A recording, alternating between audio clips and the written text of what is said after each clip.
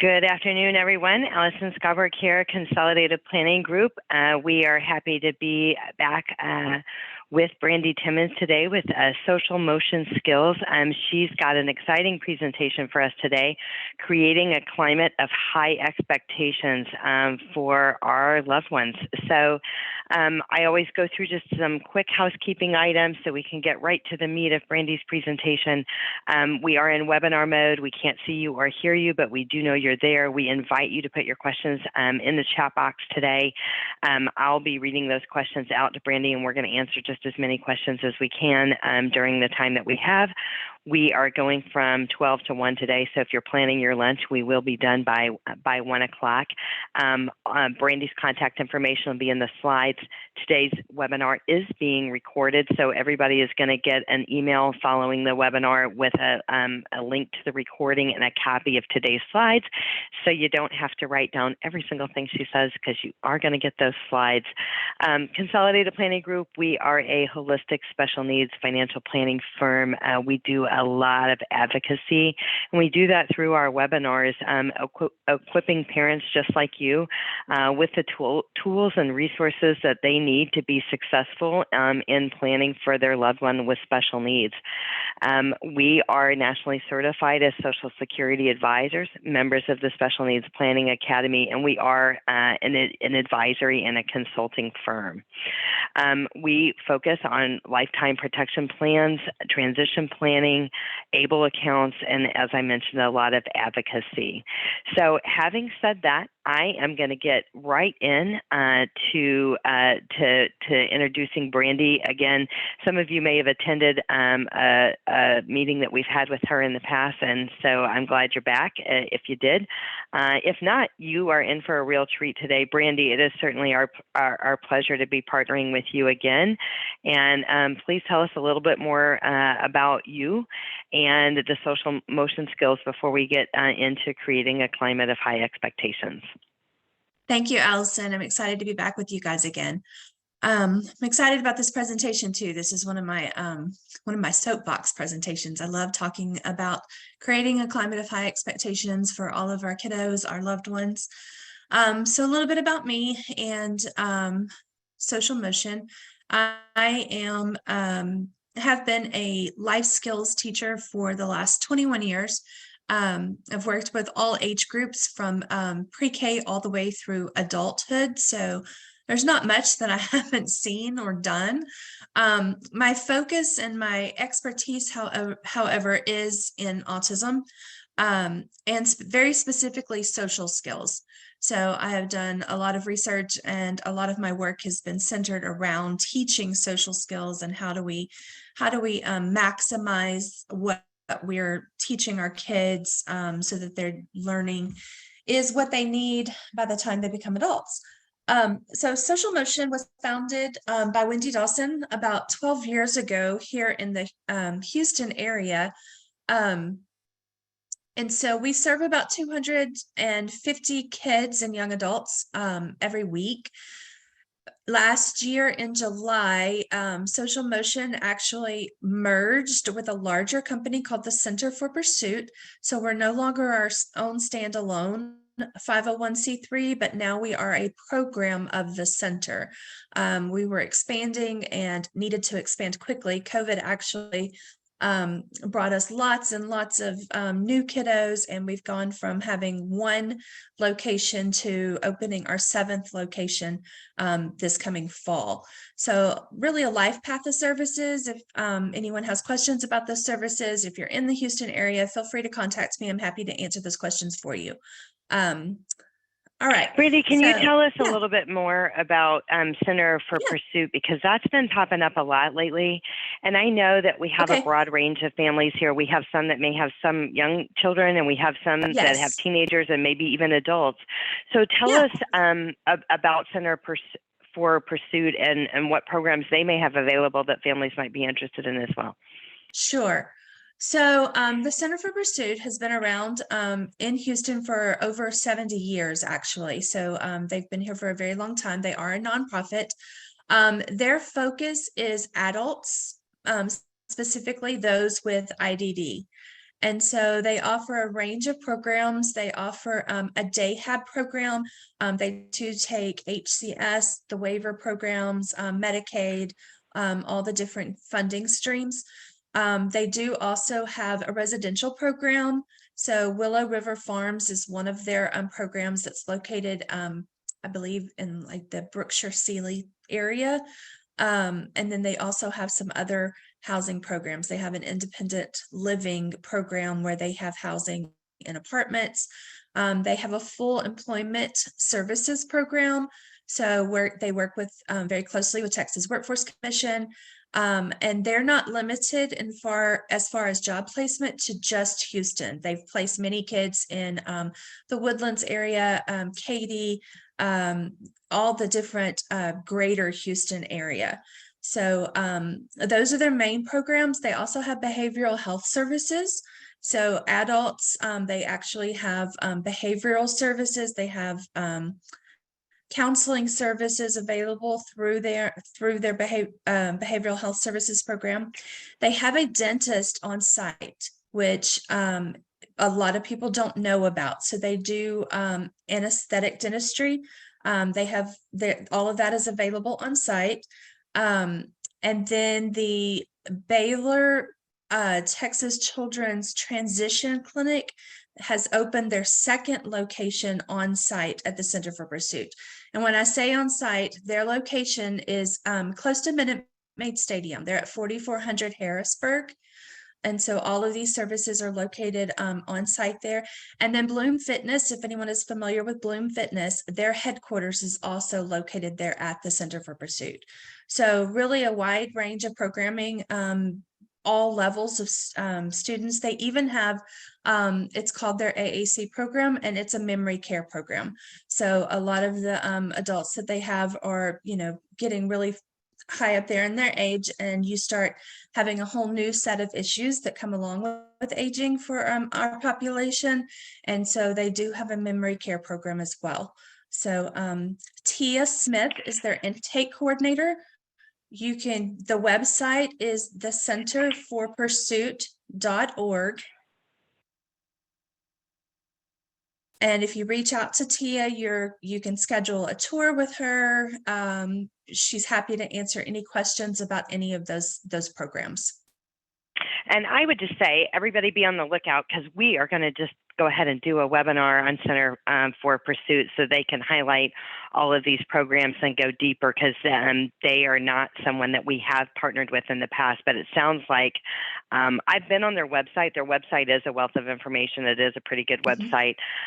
So it sounds like we need to put that out there for folks to learn a little bit more about some of their programs, because it sounds like they got their finger in a lot of things that could be good for our kiddos. So thanks for sharing that. I appreciate it. Yeah, of course. Of course.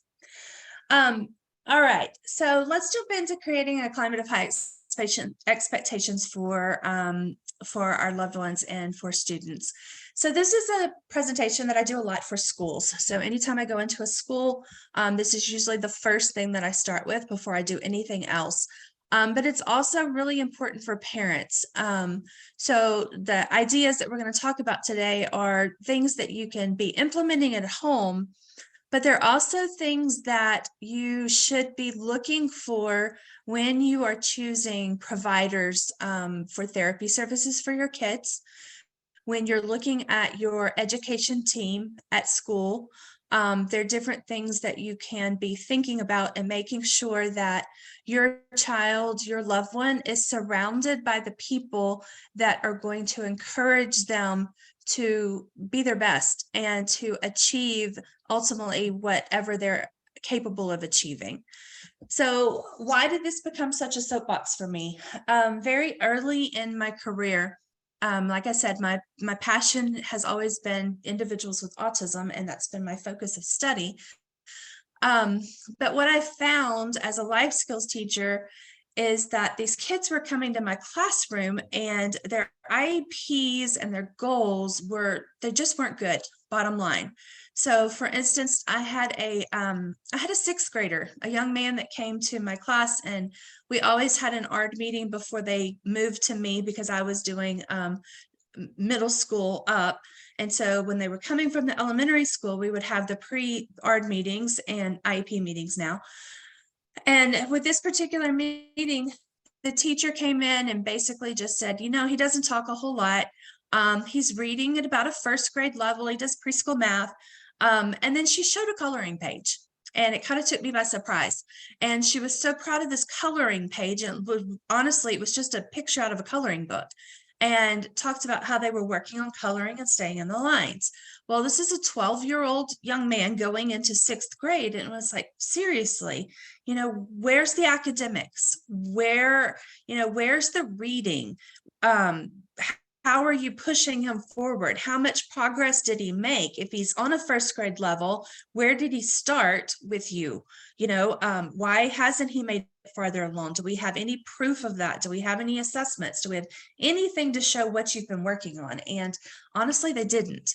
And so long story short, he came to my classroom, and my paraprofessionals and I worked with him. And by the time he was in 7th grade, he had left my classroom, which was a self-contained room. He was in general education classes. By the time he was in, I believe it was 8th grade, he was about 2 grade levels behind in reading. He ended up graduating with a regular diploma from high school, and now works and holds a job and is pretty typical and pretty in line with most of his peers now. You can go ahead and change the slide, please. And then I had another example, another student that came to me as a 14-year-old. And basically she came, and granted, this child had a lot of behavioral issues. There were some things going on that were very, very challenging. She was a headbanger and had to wear a helmet, and it was pretty severe. And what they had reported in her IEP was that she was nonverbal, had a very low IQ. The teacher reported to us that it was really difficult to write any goals for her, because she doesn't follow directions and she can't really do anything academic. And that was what struck me with that IEP goal. It was like, what have you tried? Is there any proof? And that was one of the big problems, is there was never any data to back up what they had to say. There was never any data in these in this IEP paperwork to show what they were trying and what they were doing, and what processes and assessments and strategies had been used. So long story short, with this child, she was with us for a couple of years, but by the time she had been with us for about 2 years, she was writing her name on her own. She was able to sit at a table. The child came to us and had never eaten a bite of solid food in her life. She had a lot of gastric issues. But by the time she had left her classroom, she was feeding herself simple meals. We did have to puree most of the foods for the texture, but she was able to feed herself, and she was eating things that she had never tried before. And so that really is where this passion comes from. It's seeing a lot of that, and just seeing a lot of teachers and programs that were giving up on these kids. And the expectations, because they did have so many challenges, and because they, maybe were nonverbal, it looked to me like they weren't trying. And so that's where I want us to kind of take a new perspective today, and realize that, we owe it to these kids to support them, and we owe it to them to be their advocates. We owe it to them to do everything that we can to help them to achieve everything that they're able to achieve. And we don't have the right to put those limits on them. I know a lot of you as parents, and I hear it all the time from a lot of our parents, when you get a diagnosis, especially with an autism diagnosis, you hear all the negative stuff. The doctors, and unfortunately, the doctors often will say, he may never talk, or he may never do this, or he may never do that, when the narrative needs to be flipped. And we need to say, at this point, we don't know what they're capable of. So all we can do is try everything and give them opportunities so that they're able to show us what they're capable of. So when one particular school, the last school that I worked at, I'm from a very rural East Texas area. It was a very small school. And it was typical of what you hear of. My kids were in a portable building outside the back of the school. We did have a classroom that was not far from the building. But as far as inclusion, my kids were never included in anything. There were no expectations. They didn't go to general education classes. They were in a self-contained classroom, and that was it. And so after about a year, my paras and I worked super, super hard to change that. And so we got it to a point where my students weren't tolerated. They weren't even just included, they were embraced as part of the school community, which is the way it needs to be. If your kids are in a program and that's not what it looks like, then you have the right to expect more. And so that's what I want us to look at today and talk about a little bit about. You have the right to expect your kids to be embraced as part of that school community. So objectives for today are to understand why creating a climate of high expectations is important, and just to know some strategies for creating a climate of high expectations at home or in your classroom. So I'm not sure who else here today, but if you're a parent, again, some of these strategies, they're things for you to look for in your child's program. So to make sure that these things are being implemented and they're being done in your school program. If you are a teacher, if you are a therapist, or anyone that's providing services to children, or even adults, then these are some strategies for you to look at and make sure that you're implementing so that you are creating that climate of high expectations for the individuals that you serve. All right, so we talked a little bit about what it is that we're looking for, and the words are not new. Climate of high expectations has been kind of a buzzword for many, many years, and there's several people that have done presentations and talked about these things, but for some reason it never really hits the limelight. It's not something that a lot of people embrace, because honestly, I think it makes people uncomfortable, because they want to, everybody wants to think that they are creating a climate of high expectations, but you have to really understand what that means. And you have to understand that, what we often think is high expectation may not really be. And again, remember, I'm coming at this, my background and expertise is with autism. And so there are some specific things that you're going to hear me talk about, and that you're going to hear me say where this comes from, and why I feel like high expectations may not be what everybody thinks they are. So one of the things when you're creating this climate is that we're expecting success. So we are expecting that the kids that we're working with are going to meet challenges. We're going to set challenges for them. We're going to create this environment, and we are going to expect them to succeed, which is often not the case. You're going to meet, unfortunately, a lot of educators that they're going to have kids, and you're going to hear them talk about the fact that they don't think they can do anything. And that's not the mindset that we need to have. So we need to be changing people's mindset and changing and expecting success. Now, what does success mean? Of course, it's going to be different for everybody. Success is going to be different for every child that you encounter.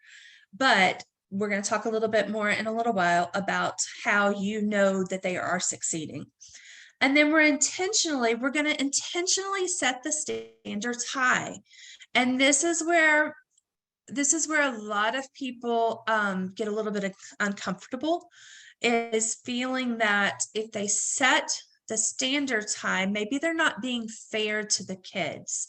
I know I've heard people talk about how, some of our kids have so many challenges and struggles that, if we set standards too high, then we're just causing more trouble for them. Well, we have to think about it in a very realistic manner. We have to we have to understand and know the kids. We're going to talk about that in just a second as a strategy. And what setting standards high means, again, is going to be different for every child. And that's going to be important when you're looking at classrooms, when you're looking at programs. You don't want a cookie cutter program in a classroom. If you have a teacher that's doing absolutely the same thing for every child, then something's wrong. And you, again, you as a parent have the right to challenge that. You as a teacher have a right to challenge that in your classroom if your administration is expecting you to do everything exactly the same for all kids. And then the third point here, we have to communicate those expectations. Once we've set those standards, everyone on that child's team needs to know what they are, and they need to understand them. You know, for example, at home, if you have a mom that's setting high expectations, but you have grandma that lives at home that gives in and does everything for the child, well, you've just sabotaged what you're doing. So there's some communication, there's some teaching that has to go on. Same thing in a classroom. If a teacher is setting high expectations for a child, but a paraprofessional doesn't buy into that, your program's not going to work. So we have to communicate those expectations, and we have to ensure that everyone on the team understands and is in agreement that this is what we're going to do.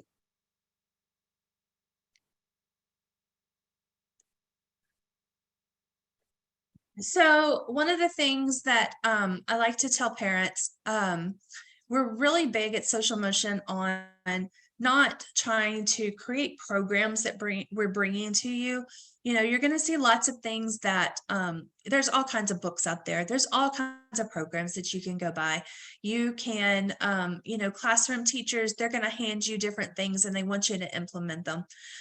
That's not what I intend to do today. What I want you to think about today is a changing of mindset. When you're creating a climate of high expectations, it's not a program to be implemented. It is not a book that you hand people that you expect them to memorize and to put into practice. It is changing your mind. It's thinking about these children in a different way. It is understanding and making everything around them a natural everyday process. So in the classroom, it's an expectation. The kids learn and they feel and they thrive on those expectations. At home, the same thing. When you're setting forth challenges for your kids and you're expecting different things for them, you know, we're going to talk about this in a second. They're going to rise to the challenge. They want that. And so this is not a program. I'm not trying to sell you something. There's not a book that you're going to go out and buy after you watch this. It's a different way of thinking. It's changing your mindset about how you educate and how our kids learn. I just had a quick question, Brandi. Do you Sure. think that when I think about my own kids, and I have two with disabilities, and I think about setting high expectations and things like that, do you think as parents, we're accidentally enablers? Like, we don't mean to be, like it's the nurturer in us, and that is part of the problem sometimes on some of the expectations, and also maybe their comfort level. Talk to us about that. Yeah, so I don't like to put it in those terms because I don't want parents to feel bad about it, you know, but there is that, you know, I hear parents all the time, well, it's just easier if I do this, or it's easier if I do that.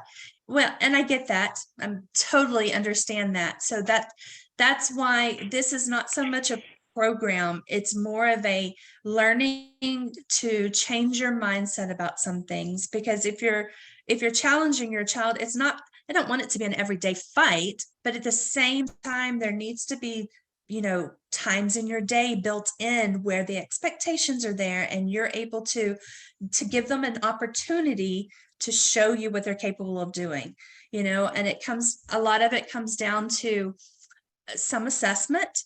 We're going to talk in a minute about a couple of things to understand about assessment and what kind of goals to set for your child, you know. And another presentation that I did, we talked about learned helplessness, you know, and that's really where this is coming in as well, is we're trying to alleviate that from happening, you know. So yes, it can happen. Yes, I do feel like that mindset sets in a little bit. But it's not something where parents need to feel bad about it, because they also are their child's protectors and their advocates. And so it's kind of, I think it's a very fine balance between the two, but I think it can be done. I've seen it done. So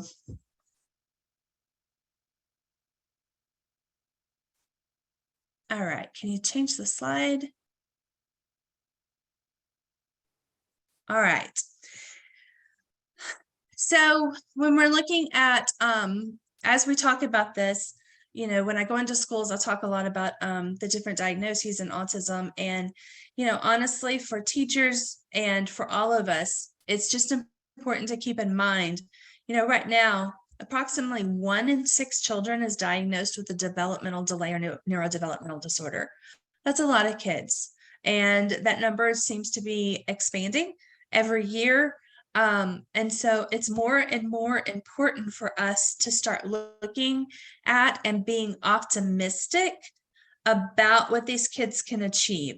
It's going to be more and more important for us, as not just as a parent or a teacher, but just as society as a whole, to start changing this dynamic. And that's, part of this is just like at the school that I was at, it had to start within our classroom. It had to start with me, and then it had to feed over to my paraprofessionals. But then as we started communicating these expectations out to the teachers in the school, the whole culture and climate towards disability changed in that school. So when you think of it in that way, it's more than just setting this climate for your kids. It's really changing things for them and changing an environment for others as well. So that's kind of the ultimate goal. So just kind of keep that in mind as well. All right, what happens when we assume that an individual is not capable? So when we come to, when we start working with a child and we assume that they're not capable, there are some very specific things that happen. First of all, we start to look for proof for them to prove what you think. So if you think that they're not capable, you're going to start looking for that proof that they're not. And you're going to assume that they can't do things, and you're going to try, probably subconsciously, to find the proof of that. And then because of that, you're going to make them prove themselves before you can give them an opportunity to try things. I've seen this happen at school. I've seen this happen in, different programs and therapies, that you're going to make them prove themselves before they can try another skill. And the reason this is because we start educating from the bottom up instead of the top down. And this is happens a lot, especially with autism, because when you're educating from bottom up, you're looking at developmental skills and the order in which they learn things.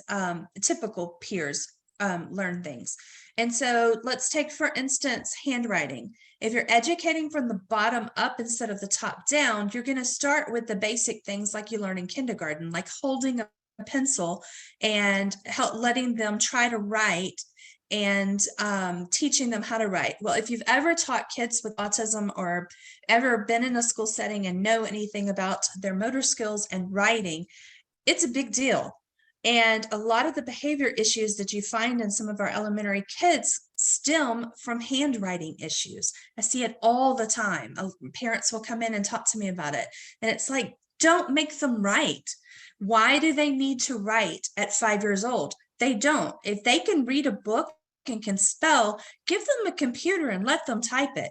If they don't care anything about typing it, they don't need to do that either. If you want them to write an essay, let them dictate it to you. There's all kinds of ways for them to demonstrate knowledge that don't depend on that bottom-up learning. So a lot of the kids that can't write at 5 will be able to write just fine when they're in high school. And if they can't, they're going to be able to use their their keyboard on their computer and type. So that's one of the things that happens. And then the other thing that happens is that we end up talking to them differently. We change our vocabulary and we dumb it down, which is not fair to a lot of our kids. And then they get left out of social situations, social opportunities, because we expect them not to be successful. We don't even let them try. Kathy Snow is someone that has done some work on creating climates of high expectations. And one of the things that she says, it's easy to see our actions put people with disabilities in a no-win situation. Because we presume incompetence, we don't even give them the opportunities to demonstrate their competence. So the flip side of that, what happens when you assume that an individual is capable? Can you change the slide, please?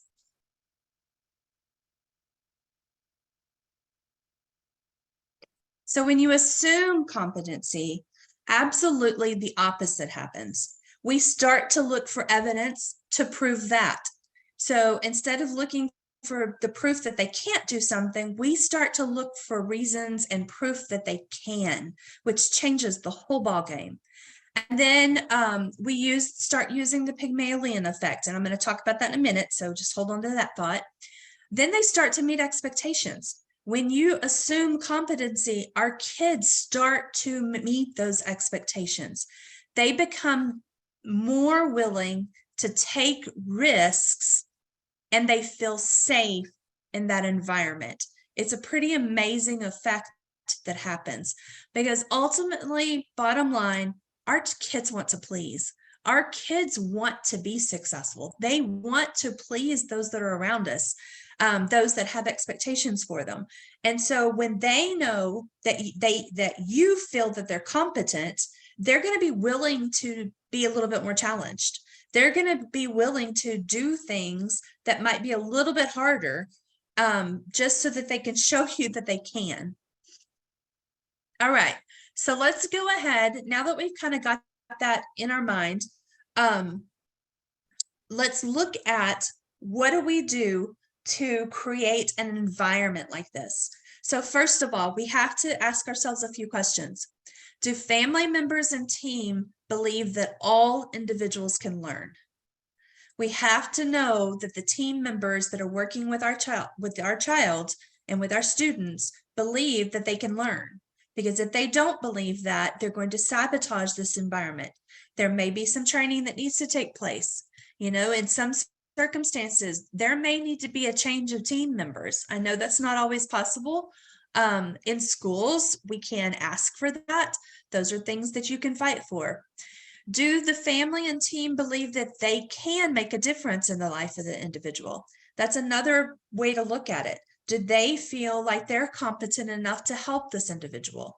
Again, there might be some training that needs to take place. They might need to learn some things about how to work with the kids and with the individuals. Do family and team understand how the child can learn? This is huge. For a lot of our kids, there are some very specific strategies that are going to work better than other strategies. And it's important that everyone that's involved in this child's life understands the strategies and understands how that child learns best. Okay, you've probably seen the meme or the cartoon about the fish that's expected to climb the tree. They're never going to do that. It's not capable. That's not something that should ever be expected of them. And the same thing with our kids. We have to know how they learn and what they truly are capable of so that we can set those expectations. And then, do the family and team possess a no excuses attitude toward learning for all students? There's no excuses for them not to be learning. There's no excuses for us not to be setting this climate of high expectations for them. So these are really important questions for you to think about, to look at the team that's surrounding your child, that's surrounding your young adult, and making sure that everyone is positive and optimistic and is working towards setting this climate of high expectations for them. All right, so some very specific strategies. This strategy to me, knowing your child, may seem kind of redundant, but to me, it's the very basis of everything that you're going to do. So especially for therapists, for teachers, you're going to have to get to know this child, and you need to get to know them beyond just their name and their age. You need to know what their hobbies are. You need to know what they like, what they don't like. You need to know what is it that makes their eyes light up? What is it that scares them? What is it that they don't enjoy? You need to know all those things about this child. Parents, you probably do know all these things about your child. And if you don't, you need to figure it out. But if you do, share these things with your child's school. Share all of this information. If you have to, but in your IEP meetings, bring with you an information sheet about your child. Help them to figure out what are those things that are going to motivate them the most. What are the things that are going to bring them the most happiness in their day? You know, all those little things are going to contribute to making that child want to learn and being interested in the things that are being taught to them. So number one, bottom line, you have to know the child.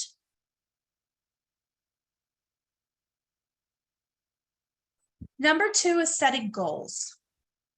We need to be setting goals. So, you know, as a behavior analyst, I'm all about data.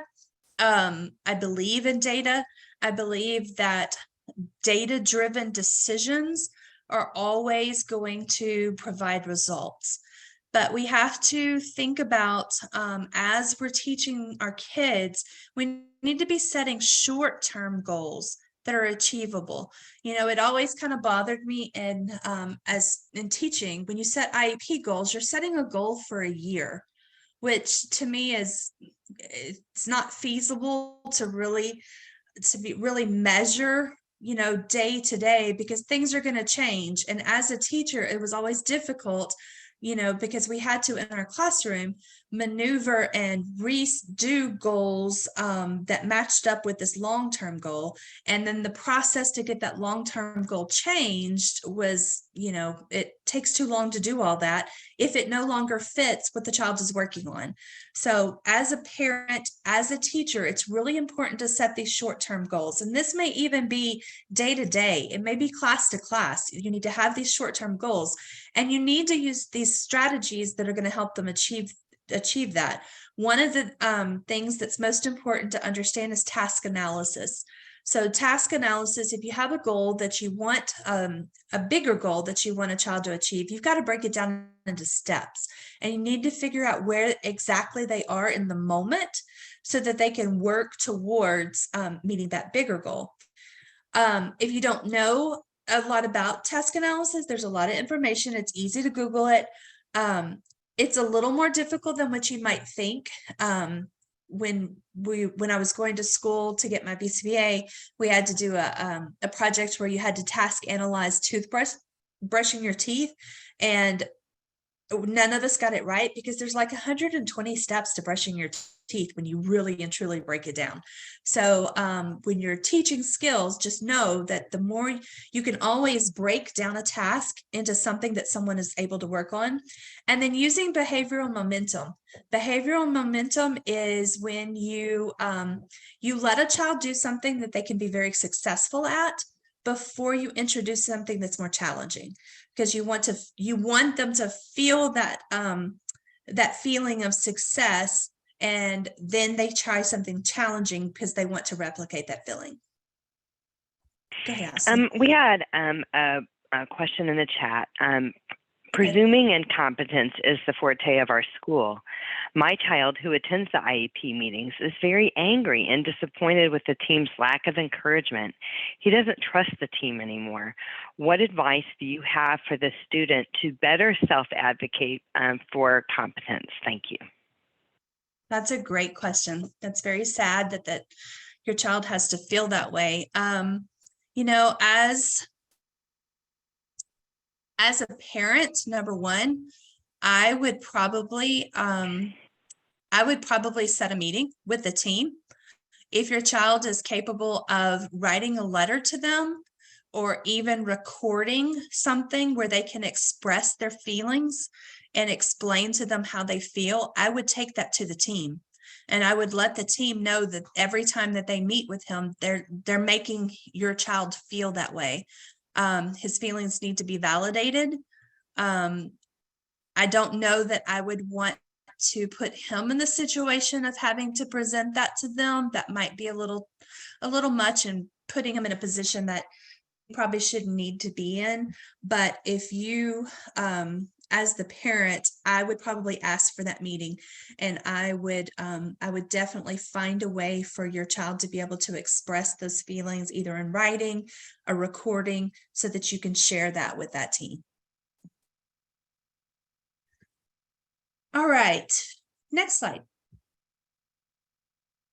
Sorry, some of these we're going to probably jump through pretty quickly.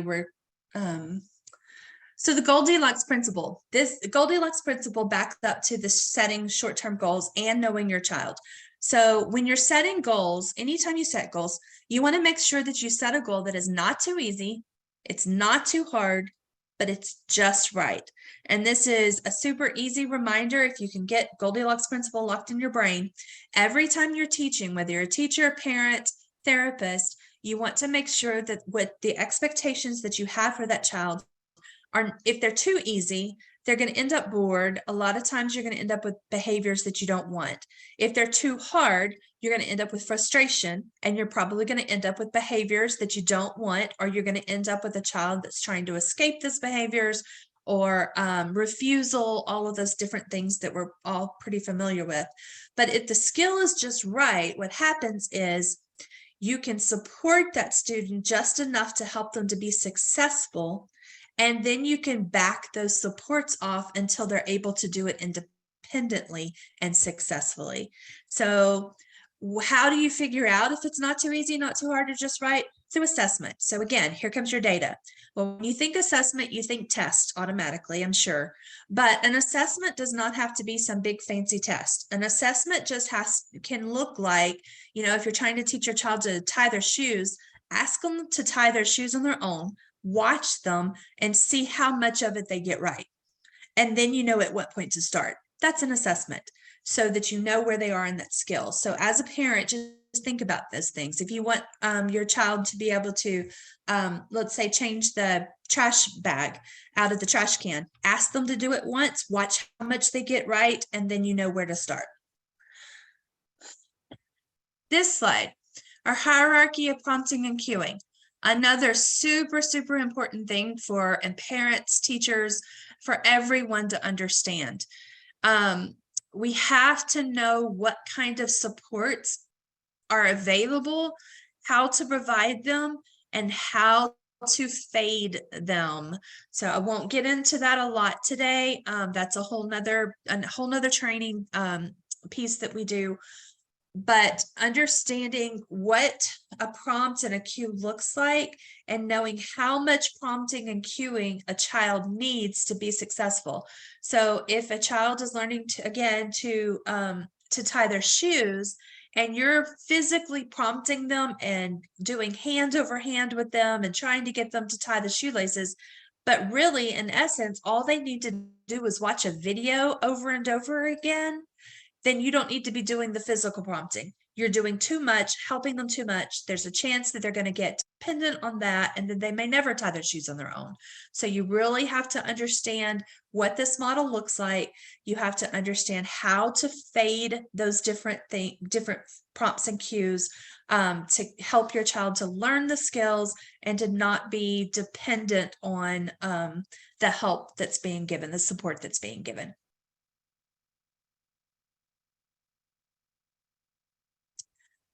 Building on a learner's strengths. This is another huge one. Just like that first child, the second child that I talked about in the beginning, when they said that she couldn't follow directions and she couldn't learn anything academically. Basically, what they were telling us in the IEP was that she didn't have any strengths. She didn't have any skills. Every child has a strength and a skill. One of her biggest strengths was her perseverance. Oh my goodness. If that child knew that there was a Dr. Pepper can somewhere in that classroom, she would work for hours until she found out where it had been hidden. So she was so had so much perseverance and the resilience that she had. I can't tell you how many times she banged her head on the floor or on the corners of desks, and it didn't matter how many times she got frustrated. She always came back and worked on what we were asking her to do. You have to look for these things and you build on these strengths. For a lot of our kids, the strengths that you see in them now are going to be the strengths that are going to lead to hopefully a career someday, maybe success living independently, all different kinds of things. And, if you can't find an academic success today, that's okay. Find all these other things and build on them. Help your child to understand, that these are important characteristics as well, and that they are respected for them and they are appreciated for them, and help other people to learn these things about your child as well. Make sure that they know that these are strengths that your child has that need to be built upon at school or in therapy or in whatever programs they're working in.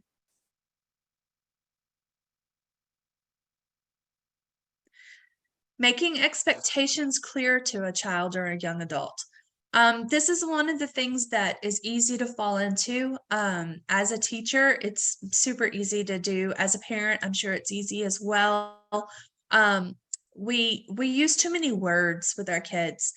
When we ask them to do things and we provide expectations or give them tasks to do, we use way too many words. So look at the first example. Okay, everyone, please put your papers away and then come to the rug for story time. Be sure to push your chairs under the table. Okay, that's a lot of words. When it could have been, okay, papers away, chairs under your table, to the rug. Now, does it sound as maybe kind and soft as the first one? Maybe not, but there's a lot less words there for someone to have to dig through to figure out the expectation. So does that mean that as a mom or a dad at home, you always have to talk to your child in a short, choppy way? Not always, but if you're expecting them to do something, make sure that the expectation is made clear. Those are the words that need to be gotten across. So all the other words you can use all you want to in another time, but if you're making an expectation, then make sure that it is very clear. Brandi, I just wanted to comment on this. I lead the ADHD support group for Fort Bend, and we have kind of talked about this before, like for our ADHD kids with frontal lobe issues, as parents, and we talk as parents, and parents are saying, hey, I'm frustrated just getting the basic things to get done at the house, like get up, brush your teeth, but as parents, we say it too fast. It is too many words. And we're telling an ADHD kid, hey, go upstairs, get your pajamas on, brush your teeth, and put your clothes in the basket. Well, all they heard, they get up to the top of the stairs and they're like, wait, what am I supposed to do again? Yep. and they're not trying to be bad, but that's a perfect example. I was guilty of that for sure, of, perfect example of too many words, and you lost me at go up the stairs. Right. So this is so true. So thank you for sharing that. Yeah.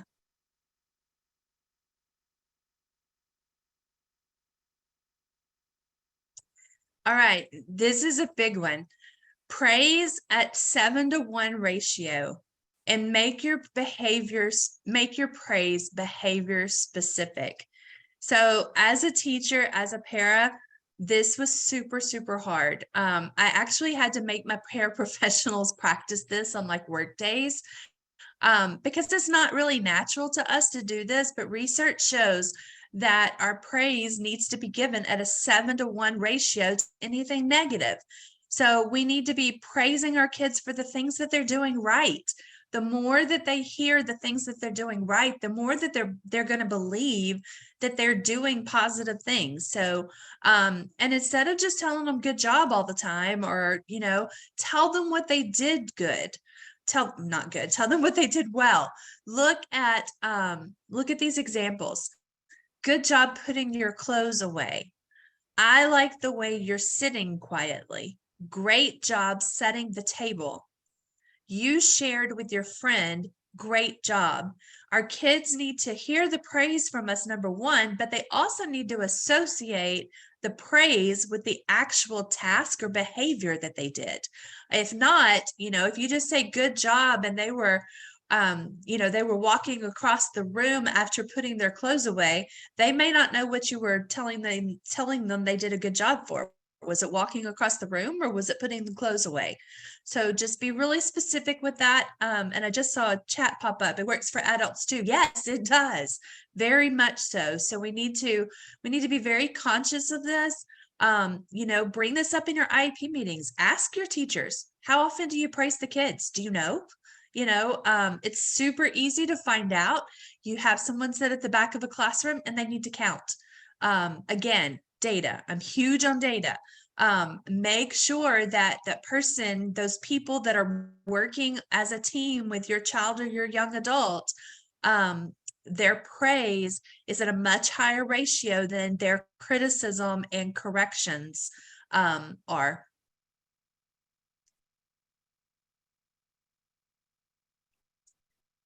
Using positive language, this goes along with that. We need to reframe the way we correct our kids and our young adults. So for example, instead of saying, don't run in the house, we need to tell them what they should be doing.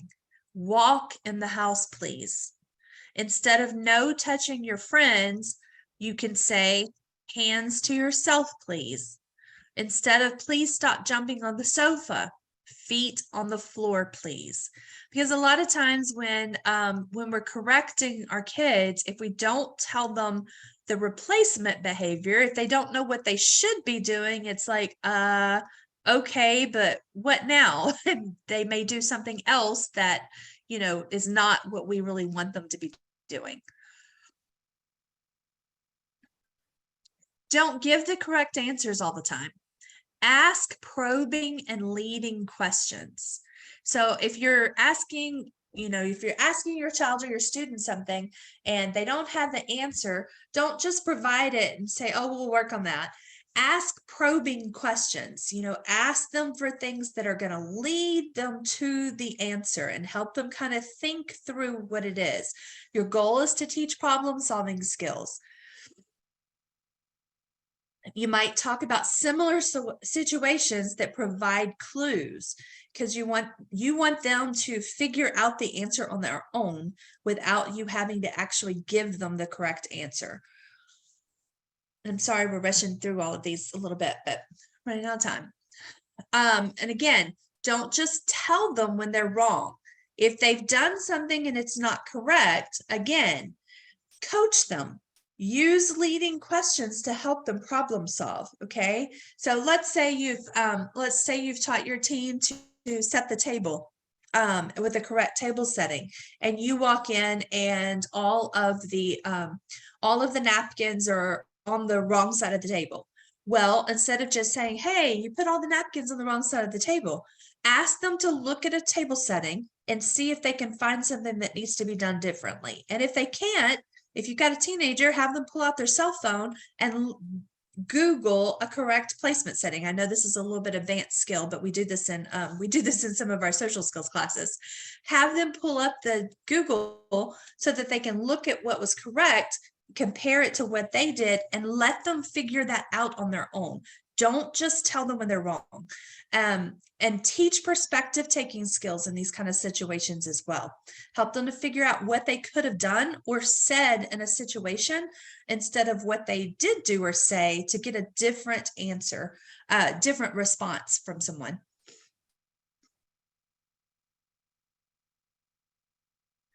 Give longer response times. If you watch the timer that's going right now, it was 5 seconds. 5 seconds is a little bit longer than what we typically give for response times. So when you ask someone to do a task, when you ask someone a question, we have to understand that we need to give them at least 5 seconds. But for most of our kids, we need to give them much longer.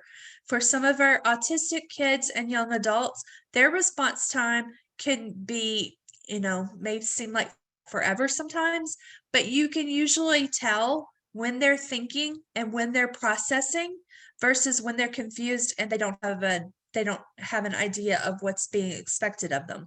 So just pause a little bit, learn to read your kids, learn whether it's your own child, whether it's a student in the class, a child that you're doing therapy with, learn to read them so that you know if they're processing, to give them that extra time, because a lot of times, after you wait, they're going to pop out with the correct answer, or they're going to do the right task, whatever you've asked of them. So don't just jump in immediately. Give them a little longer response time. Behavior is communication. Behavior always has a reason. So we need to know and understand what those reasons are. They have a function. It's either escape, attention, something tangible, or sensory. We need to understand what those behaviors are. We need to understand the feelings and the antecedents behind those behaviors. What happened before the behavior happened? So this is a huge one. There's all kinds of trainings out there. I do a behavior 101 training that teaches all about this, but it's imperative for all of us as team members for these individuals and these kids to understand behavior and the functions behind it. Treat them like their peers. If you've got a 14-year-old, don't treat them like a 5-year-old. Treat your kids like their peers. Let them experience the same things that their peers are experiencing. Give them the same opportunities. Make sure that your language, the way you talk to them, is the same manner and tone that you would talk to their same age peers. Know how to use teaching strategies. I talked about this a little bit in the beginning. Understand how to use modeling and reinforcement. Know how to use direct instruction effectively. And if you don't know, ask. There's a behavioral skills model training that we use for all of our social skills lesson.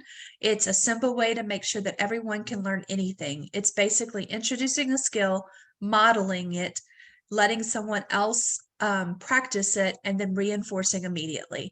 There's all different types of skills that are used. Know the difference if you have a child with Down syndrome and they are trying to learn social skills. It's scientifically proven that they learn much better through peer mentoring. We know now that kids with autism, young adults with autism, don't want peer modeling. They want to learn social skills with other individuals who have autism. So there's different strategies for different ways to teach our kids. Just make sure you understand and know those things. And don't ever give up. I follow a lot of Facebook groups. I see a lot of mommy groups where parents are discouraged. Seek help. Reach out to individuals in your community. Find support groups, and don't ever give up. Your kids need you to be their support.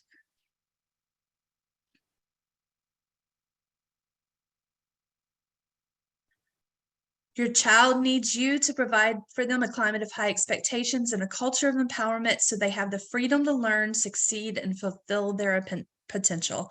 I know that's a lot of information very quickly. We went pretty quickly through the last slides, but I hope this helps you to think about, different ways that we can support our kids and kind of change the mindset of, ourselves and those around us. So all of these kiddos have the opportunities that they need to succeed.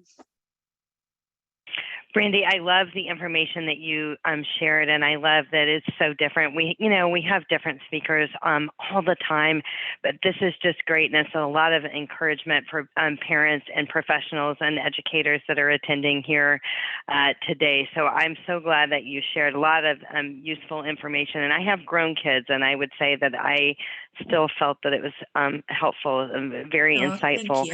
Thank you. Guys, we offer free consultations at Consolidated Planning Group. So if you're wondering a little bit more about who we are or how we might be able to help your family, you can, hover over this QR code and it'll take you to our calendar, and you can schedule a direct appointment one-on-one with us free of charge, and we'll be happy to answer any additional questions that you may have had that maybe you didn't want to put in the chat box, or maybe you've had from other webinars. So thanks so much, everyone. Thank you, Brandi, for joining us again. You guys had some good questions in the chat box, so I appreciate that. And I hope everybody has a wonderful afternoon. Look out for the email with the slides and the link to the recording. Thank you.